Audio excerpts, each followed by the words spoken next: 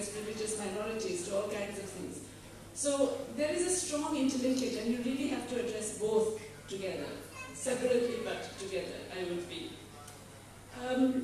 Why the IMF staff has different ideas, yes, and some of their research is fantastic. Some of their research, it recognizes market failures, it recognizes that capital accounts you shouldn't have free capital accounts, they're problematic. It does all kinds of very interesting research.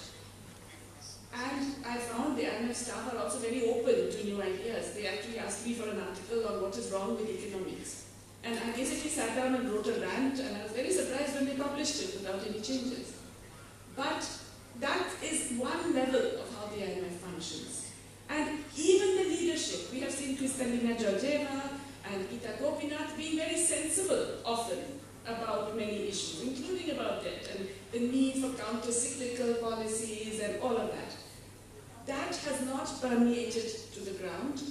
And let me be honest, I don't think it will permeate into the programs. It will not lead to a change in the programs because that is not in the interests of the major shareholders of the IMF. I mean, Martin has told you about it. It's the US, it's Europe, it's Japan, and it's not just these governments. It is these governments representing their financial interests. So they want to turn the screws. They want to make sure they extract every little bit of profit from this relationship, and it doesn't matter what happens to those societies and economies. So it's a very different process in terms of the actual functioning of the IMF, in terms of the programming. People can often get confused because you look at the IMF research, you look at even some of the blogs, they're very open, they're very sensible, they make a lot of sense. But the actual programming, unfortunately, remains very, very rigid. And you are experiencing that in Sri Lanka. But I can tell you, there are, I think Isabel Ortiz has done this research, there are 152 countries which are doing IMF-style austerity.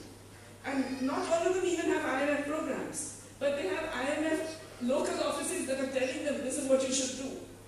This is how you need to attract investors and make them confident, and this is what you need to be functioning in the global capital markets, and so on. So there is a real problem there. I just want to make a final point, which is related to all of this, that we are always told that, we can't do this because of the rule-based international order. For example, saying, we won't take up any more of these sovereign bonds and so on. And Martin, I think, did you mention how Argentina did very well in the period when it was out of the capital markets? It really did very well, okay? And that is something that I think most of our countries, we still haven't realized. The rules-based economic order has gone. It's a free-for-all, it's a jungle out there. The United States is so terrified of China overtaking it that it has completely destroyed the rule book. It does industrial policy when it wants, it does trade policy when it wants, it does subsidies when it wants. All of that has gone. Similarly with Europe. So the rules-based order is only for us, because we're stupid enough to go along with it. We have to recognize that they are not, in fact, involving the rules-based economic order. In fact, let me give you an example in finance. When there was a major run on Silicon Valley Bank, small bank in the US, and then subsequently in Syndicate Bank. These are small banks that lend to large, mainly software and IT companies and so on. They were so worried about it being a systemic threat that they pulled out all the stops, and within 3 days, within 3 days, the US government the Treasury had effectively given a guarantee which is against the rules. You're not supposed to give a guarantee on deposits that are beyond $250,000. They were giving guarantee on all deposits just to keep that bank afloat. The rules had gone. There was no problem. When Credit Suisse faced a problem in Geneva, over a weekend, they sat up at night and they did a major change in which Credit Suisse was absorbed into the other big Swiss bank, UBS. But again, on terms that completely tore up the rule book. So that the earlier notion of seniority, who is getting the shares, what will be the return they get, what will be the new value of that, all of that went by the road. And they not only tore up their own rule book, they tore up their own laws. Switzerland, with the complete acquiescence of the other rich countries. So, we have to stop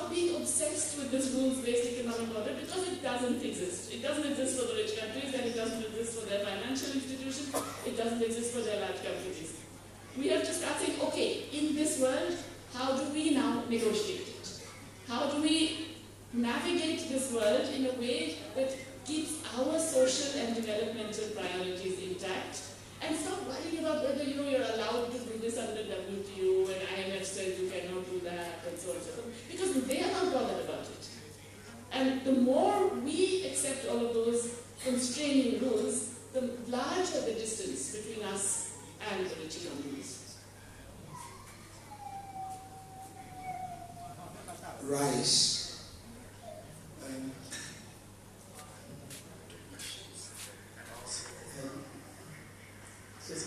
Africa is a very interesting laboratory for many things,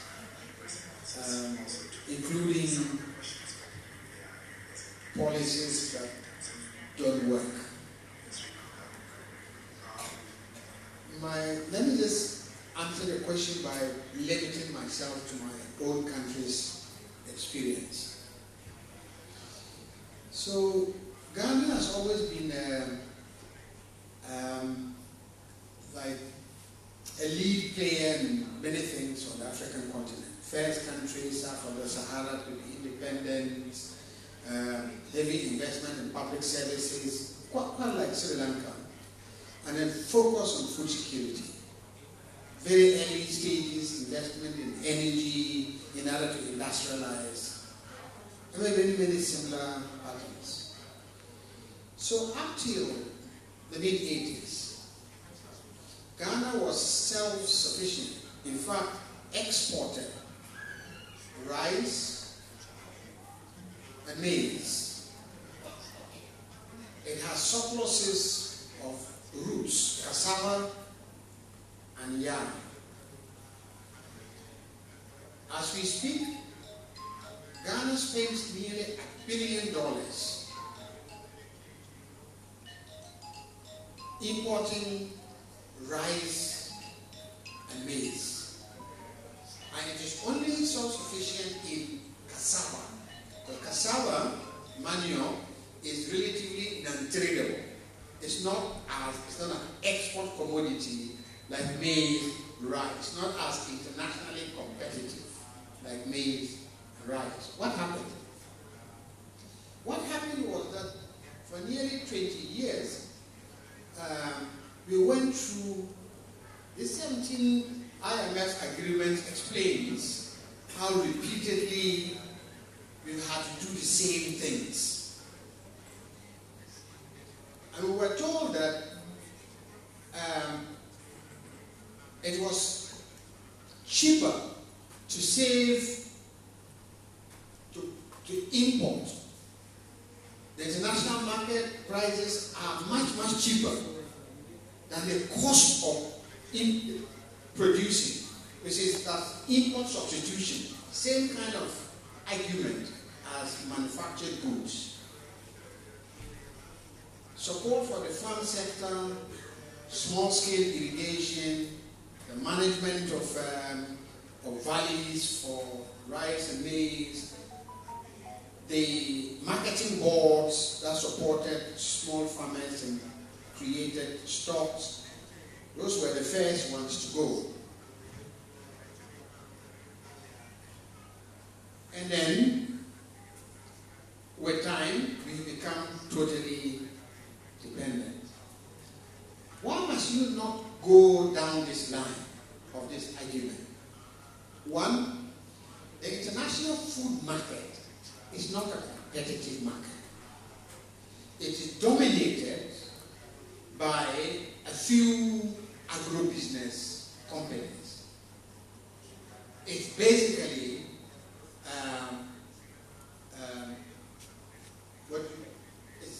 it's a cartel, and yes, so it's used for